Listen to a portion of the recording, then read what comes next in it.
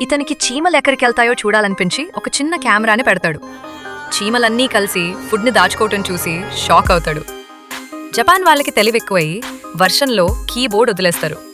వర్షం మనతో ఏదో మాట్లాడనుకుంటుందని అర్థం చేసుకున్నారు.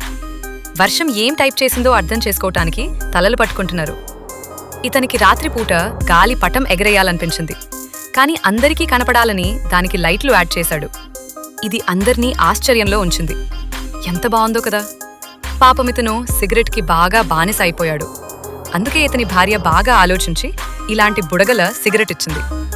ఇప్పుడితనికి ఆరోగ్యంతో పాటు సిగరెట్ కాల్చలేదనే బాధ కూడా పోయింది. ఇతనికి తన లవర్ ఒక కండిషన్ పెట్టింది. సింహంతో ఫైట్ చేసి గెలిస్తే లవ్ ఓకే చెప్తా అంటుంది.